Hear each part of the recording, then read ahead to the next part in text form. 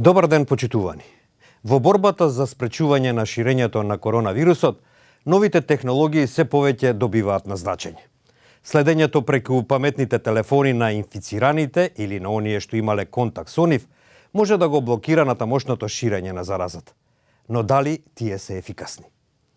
Британската влада ја лансираше проблематичната апликација за следење на коронавирусот во Англија и Велс, 4 месеци по предвидениот рок. Апликацијата користи Bluetooth за да ги предупреди корисниците ако биле 15 минути или повеќе на 2 метра до некој кој е позитивно тестиран на COVID-19.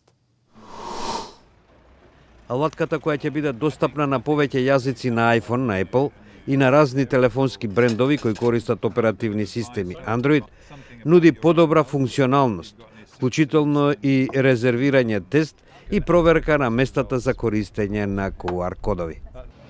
This morning I downloaded it. I listened to the radio this morning. It was on the news that it was available, and almost at the same time I had a message from one of our clients to say if you're going to come and see us, you will be required to have it and you won't get access to the site until you've scanned the QR code. Апликацијата се потпира врз софтвер развиен од американските технолошки гиганти Apple и Google.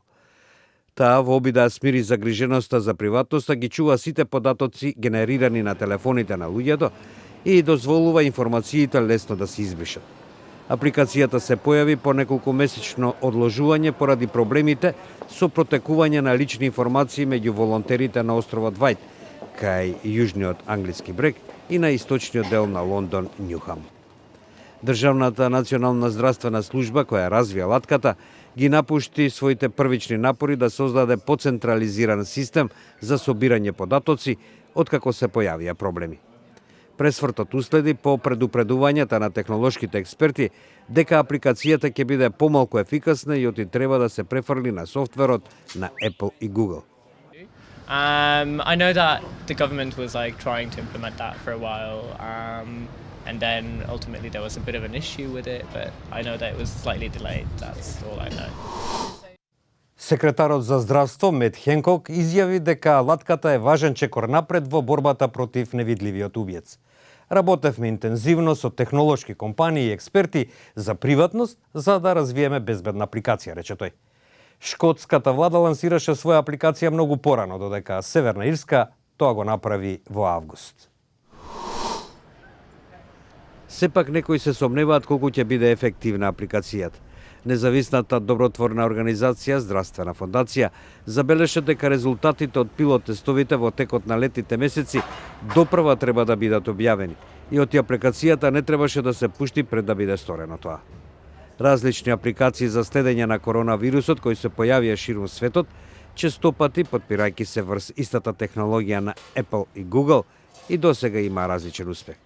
Многумина се соочија со предизвици, од проблеми со приватноста до технички грешки и разочарувачка ефикасност. Broadly speaking, I'm a fan of it. My only concern is how sensitive the app will be. Obviously, now it's been put into the wider population. We'll see how well it does. Like all applications, there's going to be some tweaking, so it's interesting to see how it will kind of perform in the first month or so. But generally speaking, no, big fan of it. Британските власти се надеваат дека 10 до 30% од населението ќе ја преземе апликацијата во Англија и Велс, во согласно со искуствата на другите земји и пилот тестовите, за кои тие инсистира дека ќе помогнат во спречувањето на пренесувањето на вирусот. Британската влада започна со емитување телевизиски реклами. Заштитете ги вашите најблиски, преземете апликацијата. I am beginning to think it's a good idea, yeah. I think we have to toe the line a bit from now on in order to stop this thing going on for months and months. Но довербата во справувањето со пандемијата на премиерот Борис Џонсон опадна. Имаше поплаки дека луѓето не може да се тестираат бидејќи немало термини во центрите за тестирање и покрај тврдењата на владата за значително зголемен капацитет.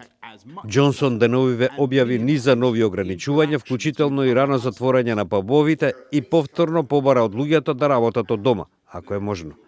Владени советници предупредија дека земјата може да се соочи со 50.000 дневни случаи до средината на октомври и стотици дневни смртни случаи неколку недели подоцна, ако не бидат преземени превентивни мерки веднаш. Facebook, Twitter и YouTube на Радио Слободна Европа се отворени за вашите размислувања и коментари за тоа дали модерните технологии може да бидат клучни во спречувањето на пандемијата на коронавирусот. Довидување, почитувани.